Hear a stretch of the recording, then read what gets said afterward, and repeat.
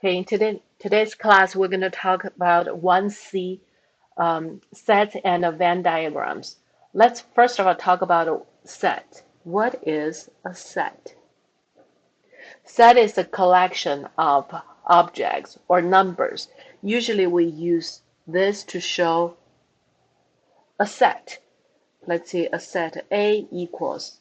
Let's see, the set A is all the number of students in my class. So Adam, Emily, and all the students in my class. If I list all the students' name here, this is a set. Okay, and a Venn diagram is I'm going to use a picture graph to show a set. For example, if I want to draw a Venn diagram for this set, I can just draw a circle. So this is in Professor Wu's class. So this is Adam, and this is Emily. And of course, we have more students. So I put all the students in this big circle. This is the Venn diagram. It's not bad, right? Okay, we are using this, the braces, to write the contents of each of the set. Let's see, let's do that. Let me ask you to give me a set, okay? A set, I just use the word to describe it. Can you write me the set of countries larger in land area than the United States? So I need to put a braces here, and then I need to list the name of the country. Which country has greater area in land than the United States? I'm pretty sure Russia is one, and the other one is Canada. That's it. So that's a set. Okay, so this is set of the countries. So what about if I ask you to write the set of natural numbers greater than 5? Natural number. Natural numbers greater than 5, that would be 6, 7, 8, 9, and keep going non-stop. Did you notice that this set has many numbers, right? More than you can count. Okay, so this just shows there are a lot of them, continuous and non-stop. So this is an infinite set. Okay, and we use this to show the set. Now let me ask you to do this. I ask you to show that a set of the set whales is a subset of the set mammals. So this circle, sorry, I gotta move this. This circle, all whales are in this circle. And then there's a bigger circle.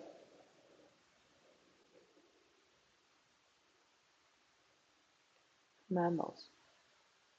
Now, if you look at this Venn diagram, does it show that all whales are mammals?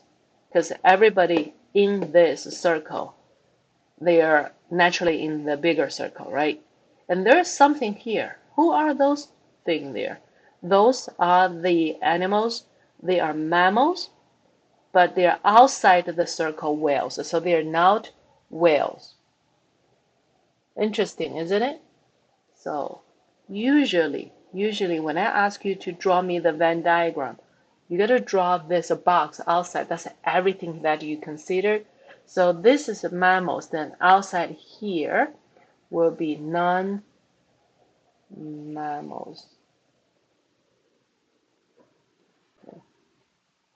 like flowers. I don't know. Okay, and those are the mammals, and here's whales. So for every animal or any creature that you see, you should be able to find the place to put that creature or animal, right? For example, like a dog, where are you going to put the dog? Dog should be here, right? Dog is a mammal, but it's not a whale, so it should be here. Okay. What about a crab? A crabs are not mammals. They're definitely not whales. So crabs, I'm going to put the crab here. Okay, so that's a very easy way to show that. And then did you notice that I mentioned a fish? Okay, so I'm going to show you this Venn diagram. And just by looking at this picture, it's very clear that fish and the mammals,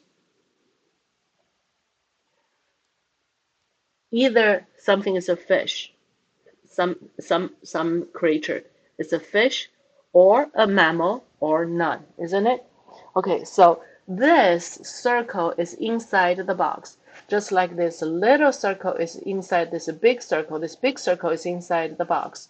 Whatever inside, we call that subset. That makes sense because the subset should be the part of the bigger set. And these two, did you notice that they're not overlapping? Not overlapping means there's nothing is both a mammal and also a fish. So we call these two sets disjoint. All right. The set of a fish is disjoint from the set mammals. All right. Now sometimes you're going to see some overlap. For example, let me give you this. Okay. Everybody in the whole world, we put in this box and I draw a circle. This is a circle, they're doctors. And there's another circle, women.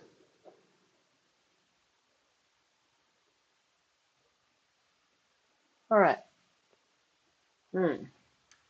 If you are a doctor, you need to stand inside this circle. If you are a woman, you're gonna stand in this circle. So what about those people here? Who is gonna stay here? Female doctors.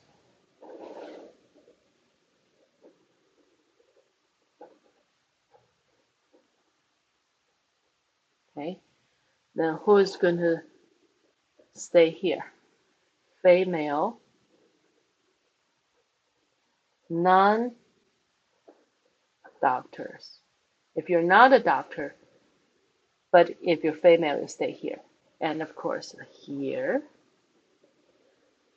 this like a moon shape, not a full moon, okay? This shape, that should be male doctors because it should be a doctor but not female, so that's going to be the male doctors. So what about outside those two circles? It's going to be male, non-doctors or not doctors. Okay. So this area, we call this is overlapping. Makes sense, right? Overlapping because they have like something in common. Overlapping. The sets of doctors and a woman overlapping. All right, now I would like to talk about numbers. If you think about the numbers, when you were very, very young, when you were very little, and what was the first number you ever learned? I believe most people say one, because you probably you have noticed that if you ask a little kid like how old are you, and what he will answer you could be one or two or three, right? So one, two, three, four, and keep going like this. We call this as natural numbers. Why? Because those are the numbers you're going to learn naturally. All right?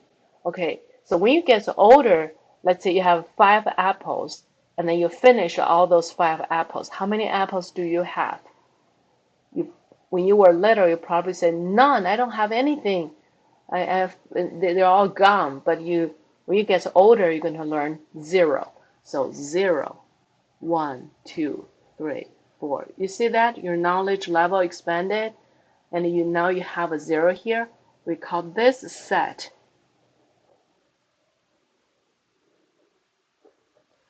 whole numbers. All right, it gets older again. Let's see, you have um, $5, but you want to buy something and that costs you $6. Okay, then how much money you have if you want to spend that? If you spend that $6, how much money you have? You have a -1, right?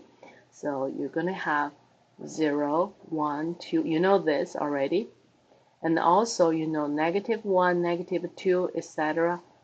Okay, both positive, negative, and 0, but they are all integers.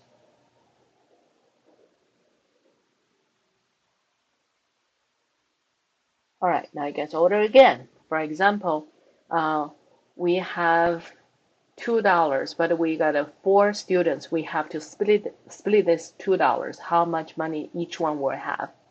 You're gonna say, oh, I'm gonna use $2 divided by 4, so each one get a half. Now think about that half. Half is somewhere between 0 and 1, right? So which means you start getting some decimals, you start getting some fractions involved. So you're gonna have all the integers plus something like 1/2, 0.3, 1,000.5, or things like this. So again, there are unlimited number of those numbers. So this is called rational numbers.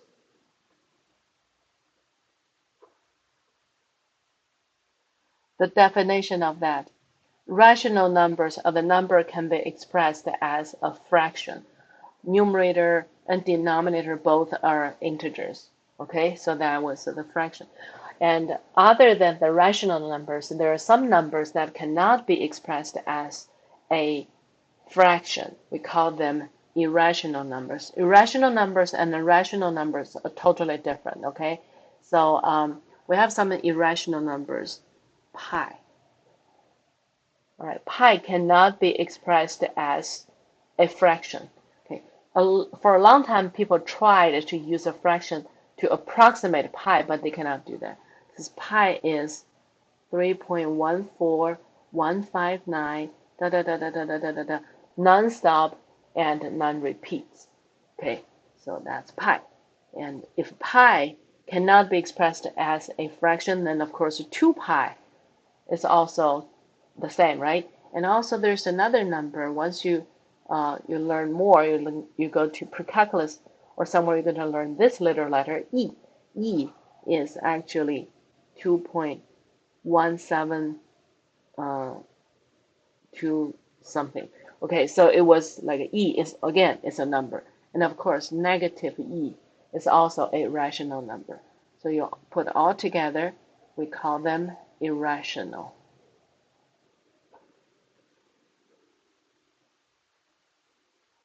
Now, I want you to look at this. Natural numbers, this set, should be a subset of whole numbers. And whole numbers is a subset of integers. Integers should be is a subset of, I shouldn't say, I just ignore that. So integers is a subset of rational numbers. But rational numbers and irrational numbers, they're disjoint. Now, if I put rational numbers and irrational numbers together, I get a new set. I call that real numbers. Okay, so if I want to draw the Venn diagram to demonstrate what we just did, okay, it's going to be like this. We have the natural numbers,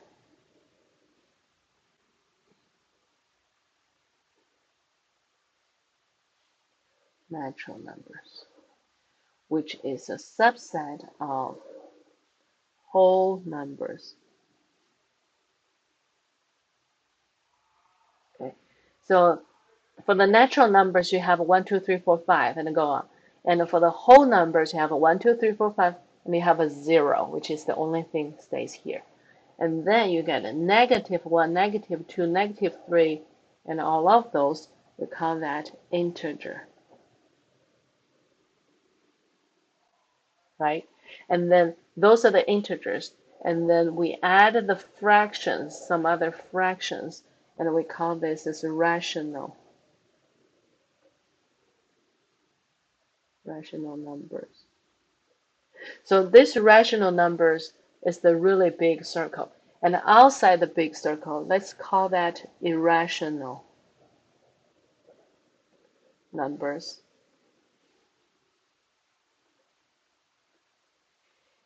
And the rational plus irrational, this whole set, I call this real numbers.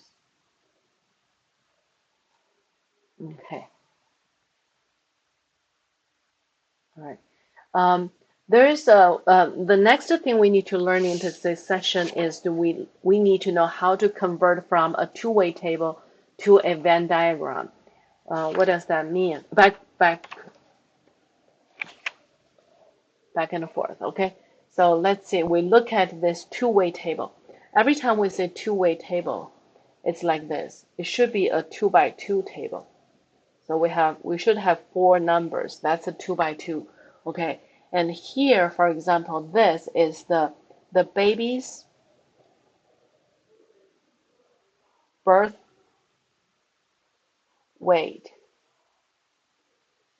I'm not talking about how much is the weight. I would just say it's low or normal. Low means very light baby, and this is the normal. And I look at the mom's smoking status. Okay, so here's mom smoking. Okay, yes, no. Okay, I want to see whether smoking moms give, most likely they're going to give like a low birth baby weight, low baby birth weight. I don't know, but I have a table and I tell you the number.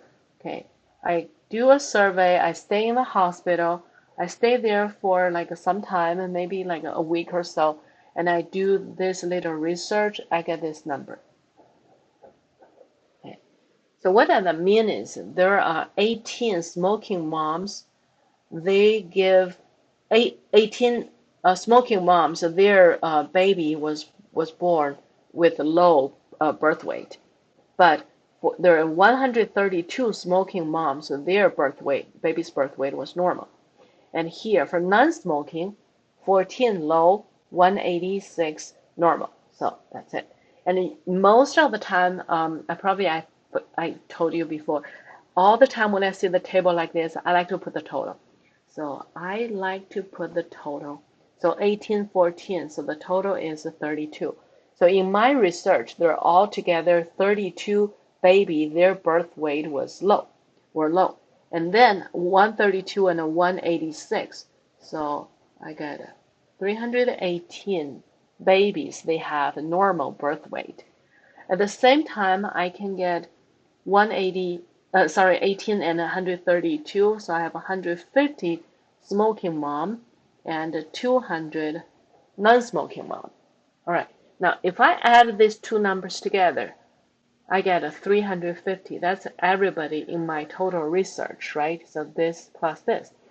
If I add these two numbers, I should get exactly the same thing. You can double check because the 32 plus the 318 get a 350. If this number is right, agree with this total, then that means you're not doing anything wrong. Everything was good. Because this 32 is 18 plus 14. This 318 is 132 plus 186.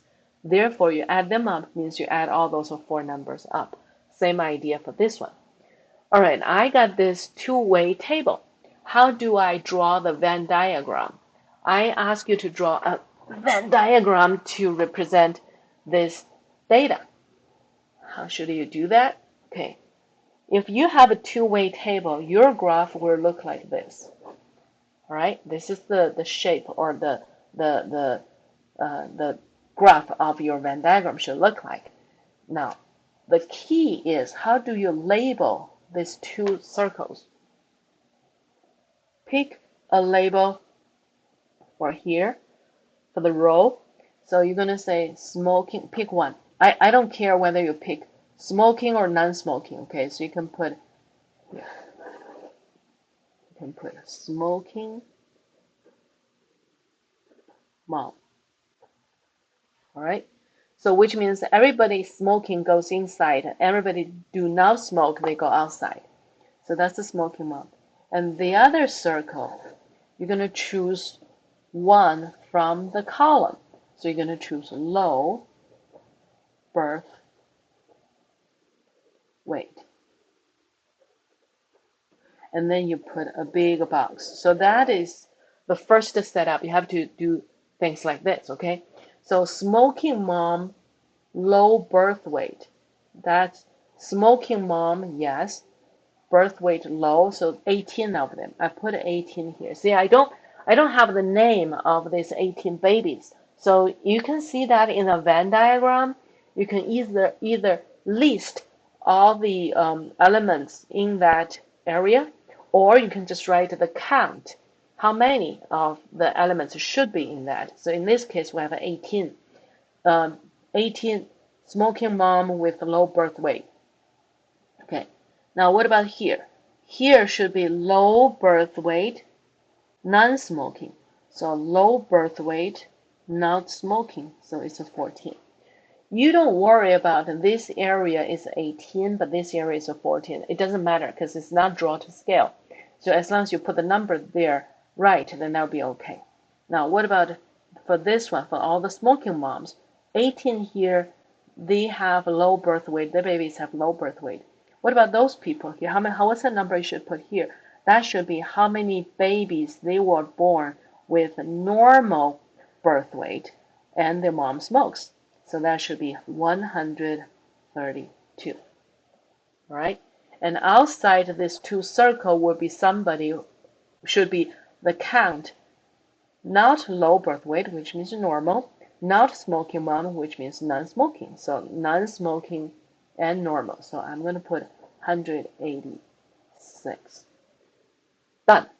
That is your Venn diagram.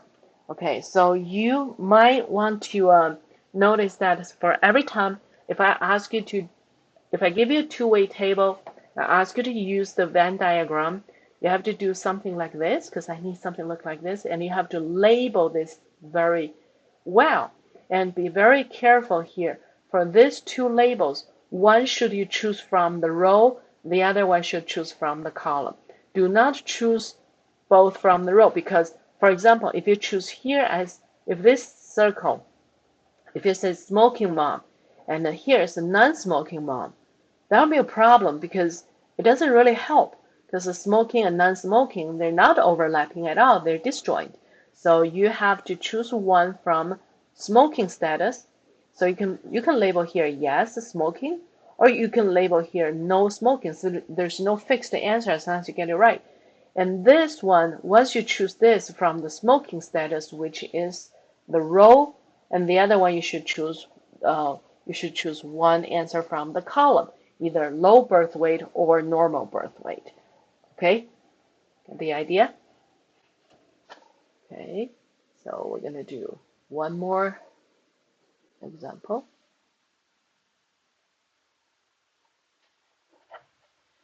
I ask you to draw me a Venn diagram for this two set.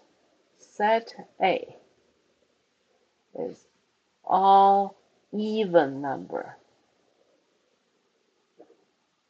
all even numbers between 1 and 11. So this set A should be what? Even numbers means the number are divisible by 2. Between 1 and 11, that would be 2, 4, 6, 8, 10, and that's it, because we need between 1 and 11. All right, now set B, all integers between 1 and 5, inclusive, which means including 1 and 5. Therefore, my set B will be this. Will be 1, 2, 3, 4, 4, 5. Okay. Now, can you draw a Venn diagram to show that? Well, I have the set A, I have a set B, and I have a big box. Do not forget the big box, okay? Now set A, inside A, I should have a 2, 4, 6, 8, 10. Inside this circle B, I should have 1, 2, 3, 4, 5. Okay, now we always start from this overlapping area first. This overlapping area, we should put in the numbers that are both in A and B. So that would be 2 and 4, right? Because this guy and this guy. I'm listing the items. I'm not just writing the count. I'm listing the items. And then for A, I have a 2, 4, 6, 8. These three, 6, 8, 10, they're in A, but they're not in B. So they are here. Okay. And for B, I have a 2 and a 4 already put in this neutral area. And outside that, I should have 1 and a 3 and a 5. Okay. You're done with this. And then do not write anything else. You don't need to because they might have some other numbers and things, but we don't know. And I only need you to show me this. That's the Venn diagram. That's the Venn diagram example. All right, now let me give you another example.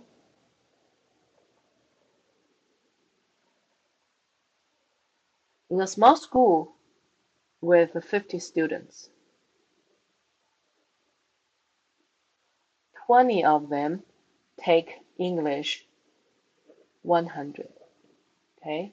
And 15 of them take math 100. 2 take both.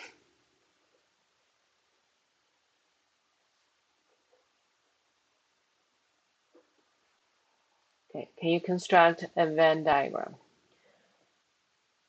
English 100 and math 100. This is English 100. And this is the math 100. And that's the whole school. All right. Of course, we don't know who they are, but that means we cannot just list the elements there. We can only write the count. So what about the people? How many of them stays here? How many of them should be here? Those are the people, those are the students who take English 100 and also take math 100. How many of them? Only 2. All right. Now, 20 students take English 100. So in this big circle, here's 2. Then what about how many people are outside of this neutral area? That should be 18. Because 18 and 2 add up to 20. Those are the 20 students take English 100. Similar idea, 15 students take math 100 because 2 of them are also taking English 100. How many students take math 100 but not English 100? That should be 13 because 15 subtracted 2, you should get 13. Are you done? Not yet, because I know the whole school have 50 students. So which means there are some students, they are not taking English 100, they're not taking math 100, they're taking something else. So what are the number outside all those circles? There's all different ways to do it.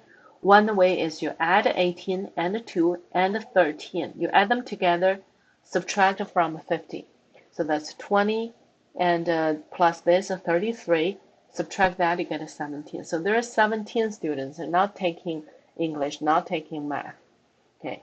Or you can say 20 and 15, that's a 35, but the 2 people get counted twice, so subtract that.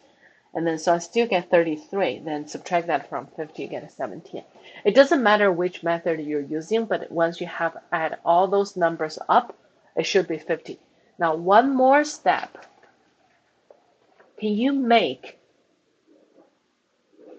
a two-way table for this?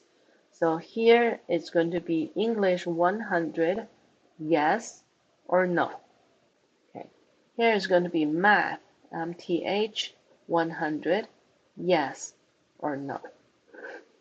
All right. Now, how many students are taking both? 2. What about those students? They are taking English 100 but not math. English 100 but not math. So 18. You see the total is 20, right? How many students are taking math 100 but not English? See, total is 15. And neither. So that's a 17. And here's a 35. Here's a 30. The total is a 50. That means you're right. So this is the converting between the two-way table to a Venn diagram, or from Venn diagram to a two-way table. So this is the section 1D.